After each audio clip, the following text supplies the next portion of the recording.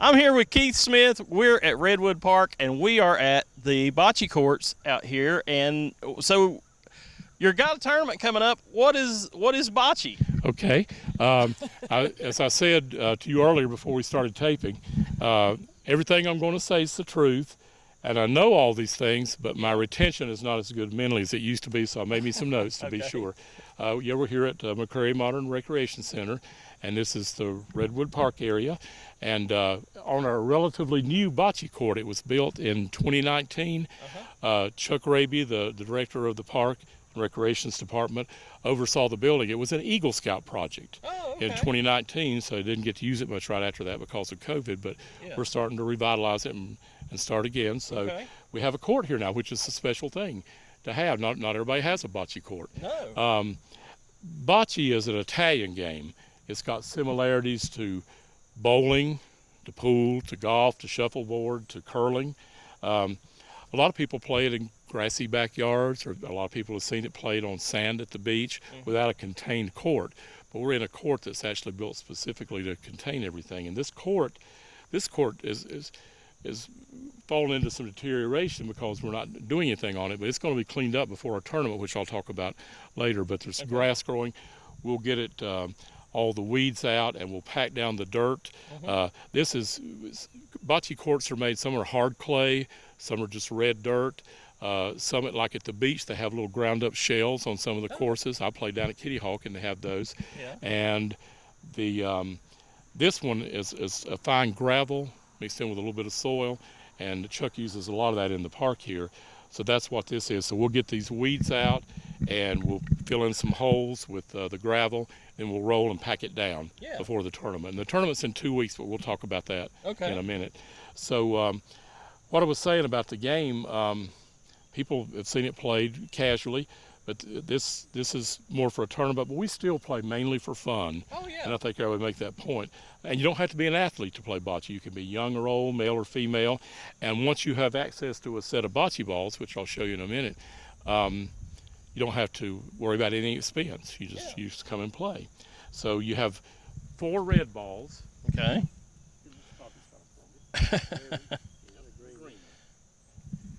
You'll meet Mr. Cogdell in a moment. Mr. Cogdell's on my team. He's colorblind. And this is Robert Marsh's set of bocce balls. You'll meet them in a moment too. But these are differentiated enough in color that even Mr. Cogdell's kind of getting which one's green and which one's red. But you have four red balls. And these balls, they can be made out of wood or plastic. These are made out of a resin material and patrol hard. They're very high quality. Now I got a question, because they have like a different pattern on them. Is the pattern significant? No, it's just decorative. Some people get them with little specks in them, some totally solid. Robert had a good idea earlier about color blindness. You can have like all solid one color balls and make half of them stripes, so you got stripes and solids. That's not a bad idea. Maybe he can patent that. But so you got the red and the green, and the game starts by rolling this little round target ball, which is also called a bushine, or it's a polino, or some people call it a jack. And you roll it down, and then you roll your ball. Whoever wins the toss picks their color, and they roll the ball, try to get close to the target ball, as you'll see in a little bit. And then the other team has to roll a ball, and it's a one-upsmanship. The team has to keep rolling until it beats the other color. And when you roll down, it's called a frame. All 8 balls have gone down, and when you roll back, that's the second frame, and that constitutes an inning.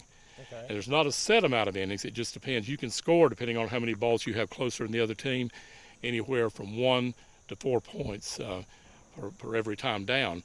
So somebody can win quickly, or sometimes games are 1-1, 2-2, 3. It just takes forever. It just depends on the way it goes that day. And we're going to demonstrate in a minute. I want to introduce these people to you. Or let them introduce themselves if you guys will come up.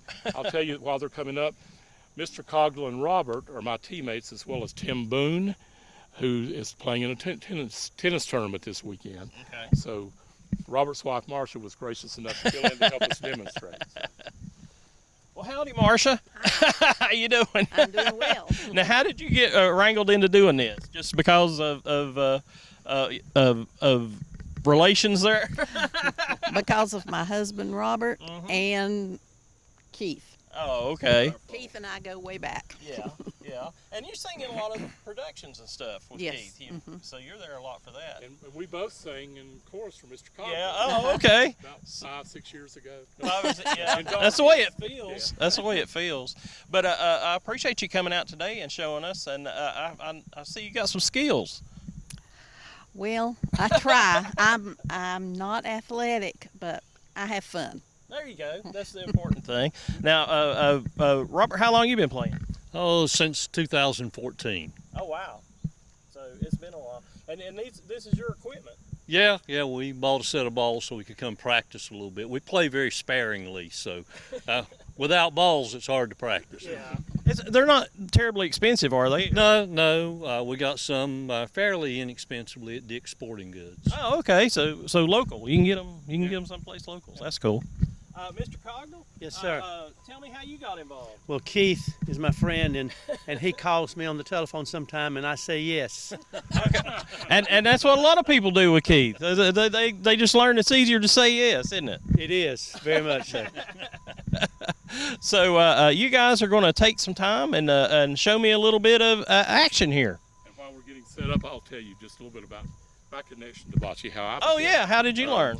I was doing outdoor drama in Valdese, and the outdoor drama from this day forward, it's about the Waldenses, and they're moving to, first their persecution in the old country, then they're moving to America and coming to form the town of Valdese in 1893. Yeah. And they brought the game with them, and they played a lot in town, and there's actually a bocce scene in the show, and I became introduced, and I played my first time in the tournament over there, the Glorious Return Festival. It's always the glorious return of the Waldenses fighting back into their land miraculously back in the 1500s and 1600s. Yeah. But they have a celebratory tournament and a festival every year. And the first time I played was about the second or third year of the tournament in 1978, and our team was blessed and fortunate enough to win, so I got interested. And I'm going to tell you a little later a couple of stories about the outdoor drama. Oh, okay. After we roll. Okay. But Valdese is really the hub of bocce for this area. There are teams and organizations in Greensboro and Raleigh and Clayton and Winston-Salem and Asheville. But Valdese is really kind of the center of it in North Carolina, and one of the best places, certainly for the state, and one of the best places in the country. And over the years, they've refined their courts.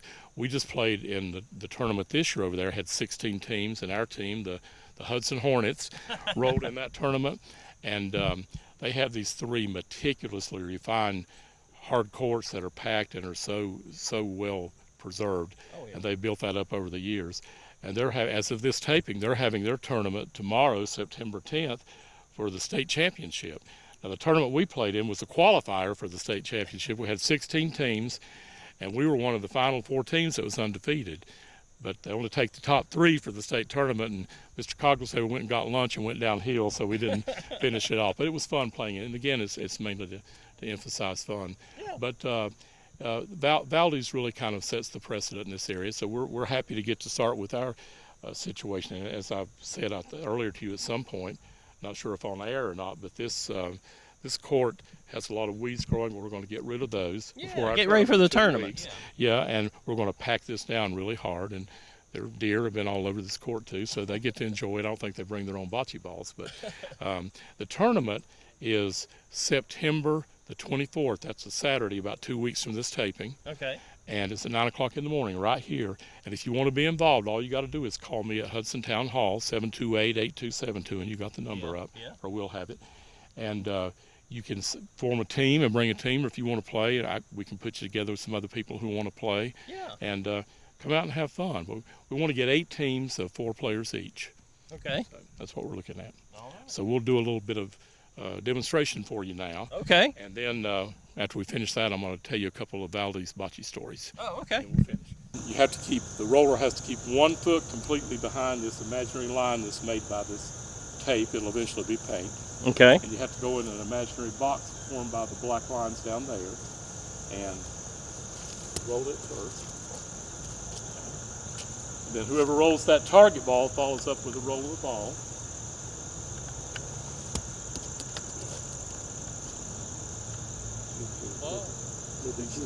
Wow. Now Mr. Coggle has to get his green ball closer than my red ball. Okay. Keep rolling until he does. Keith threw a very good ball that time. That's a good ball.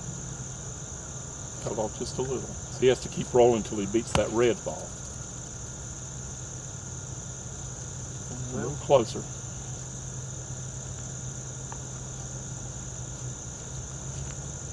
Keith, what have you done to me? Block you off from the front. That's a good thing to do if you can block someone from the front.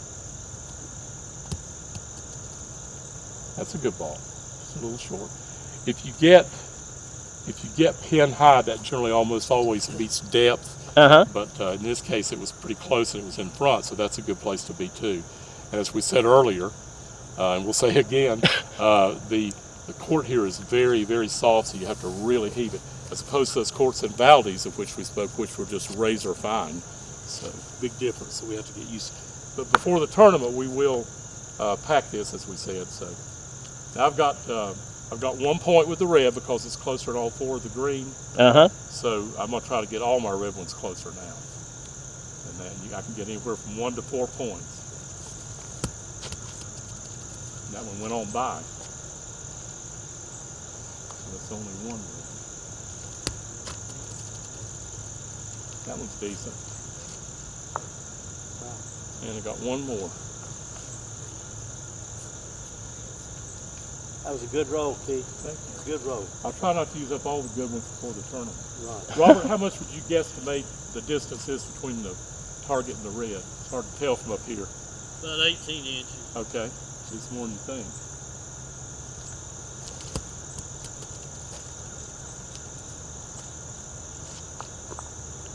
So that would be 3 red points. There you go. And then because 3 red balls are closer than the closest green. And that's the Really? frame going down. Yeah, pretty good. So then they're going to roll back down here. Okay. And as we said, normally there would be 4 on each team, 2 on each end, but we just have our team here to demonstrate today.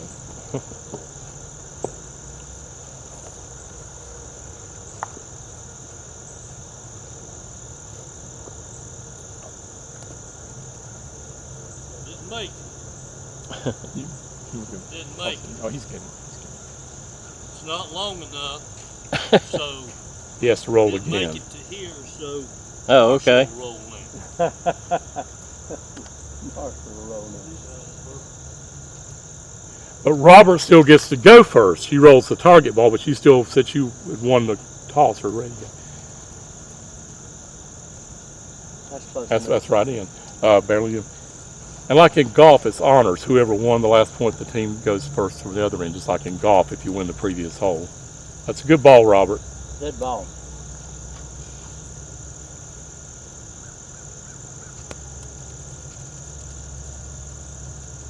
So she has to keep going until she gets a green closer.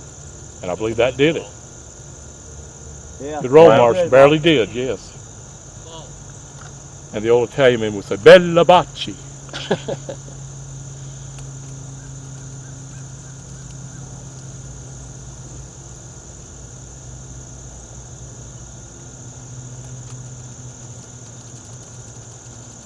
And you can try to get closer, you can knock their ball out of the way, you can play off the rail, you can combine shots. It's like pool a lot in that.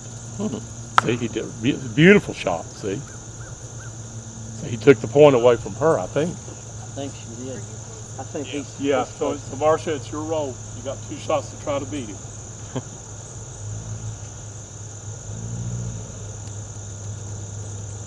It's coming the right line, but a little short. Good ball. Oh, Green point, Marilyn. I think it's close. It's hard to tell because, as I said, pin high is to beat depth, but that's very good. That was a beautiful roll. it was. You got it. And it is a green point. You barely got the points. Go, Marcia, go. Okay. So if that's sufficient. That demonstrates, and you do that back and forth till 12 points are scored by one team, and they're the winner. Okay. So, earlier in the earlier segment, I mentioned that I got started by playing bocce in Valdese as I was involved in the outdoor drama Yeah. about the Waldenses, who were Italian, and they brought bocce with them from Italy when they came and settled in what now is Valdese in 1893. Well, I was involved in the outdoor drama. I've been doing theater now for 45 years. Yeah, I was going to say. And the first show I ever officially did was the outdoor drama from this day forward. And believe it or not, I had one of the ingenue roles, but I was in the scene that had bocce in it. And the people who were doing the show, this is well before I ever even thought about being a director. My main involvement had been music, and then I was just starting acting, and I had enough proper etiquette to not try to tell directors how to direct, even if I saw things. And later I had ideas, well, I want to, I think I want to try this, but I didn't impose myself. But the actual director that year didn't know anything about bocce. He'd come in from California, actually. Yeah. And we stood on one end of the stage, and people tossed bocce balls. They just kind of went into the blackness and oblivion. He said, I'd really like to have some action and movement. I said, well, if he says, anybody know anything about bocce? I said, well, yeah, I just started playing. If you really have 4 people on that end and 4 on this end, and we could actually do the scene and roll the balls back and forth and do the scene, and it gives you some good spacing on stage. So that's a great idea, so we did that. Well, that's 1978. Shift forward to 1985, and some of you know a guy named James Hildebrand. He's does custodial work over at Comma, has for years. He's a good bocce player. And I was directing music for the show in 1985 and was in it. And James was in the bocce scene. Now, James looked at that time, he's gone more bald now, but James at that time looked so much like Shaggy from Scooby-Doo. Yeah, I remember him being called like Shaggy. So I nicknamed him Shaggy, and people 40 years later are still calling him that, or almost 40 years later. Well, Shaggy was in that scene, and he was proud of his bocce. So the first roll in that scene, the guy rolls the ball, rubs his arm, because all these Waldenses, they worked in the sawmill all week, and this was like their Sunday afternoon entertainment after church. Yeah. And so the guy rolls the ball, and he's supposed to miss by a mile, and the other actor says, boy, your arms must be as sore as mine. You missed the target ball by a mile. Well, Shaggy didn't pay attention to the. He tried to get close every night, and often he did. And sometimes that other guy would have to say, boy, his arms must not be as sore as mine. He rolled around on it. I'm telling a story, Eric, I've never told you or really anybody, especially not in public. And anybody who knows me from theater knows that I'm a stickler for staying in character every second you're on stage. Yeah. I believe that's the integrity of doing a show. Even if you're in a crowd scene in the back, you don't lose character. Well, I lost character very vividly on purpose. One time, this is 1985, I was on stage, and I set this up with the other actors in that scene. Yeah. But what happened was we had the target ball, and it was just placed in the darkness at the other end. Then the lights came up, and people started rolling. We'd had a gentleman tie a piece of fishing wire around the target ball, and when Shaggy rolled his ball, somebody from off stage pulled that fishing wire, and the target ball just went away. And I knew what was happening, and it was still magical to me, and Shaggy was just flabbergasted. He didn't know what to do, but I said, that'll teach him not to roll well when he's supposed to roll badly. So that's one of my favorite bocce stories. Yeah, I bet that did mess with his mind, And I would never do that again, would never advocate that, and I won't let my actors do anything like that, but I had to tell that on myself. But we'll just conclude by saying, again, it's for fun, and we want you to come and be involved. September 24th, it's a Saturday, 9 o'clock here. You can just show up, but preferably you will call me, because we may be getting some T-shirts for people and that'd be cool for the winning team. And it'll be fun and camaraderie. You can come out and see what it's all about. A lot of people who play for, well, everybody plays for the first time one time, but a lot of people come to tournaments and play for the first time and have very good beginner's luck. So don't think you have to come and be skilled before you participate. Yeah. We'll have some practice sessions, 2 or 3 beforehand, if you want to feel comfortable, but come out that day and participate. Yeah, it sounds great. It sounds like a lot of fun, and I hope it's an ongoing tradition. I hope this is the first of an annual tournament. That's right. Okay. Well, it seems pretty cool to me. Seems like a lot of fun. Yep. Well, thank you, Eric. I appreciate you coming out. Well, thank you guys for being patient. It's always good to see you.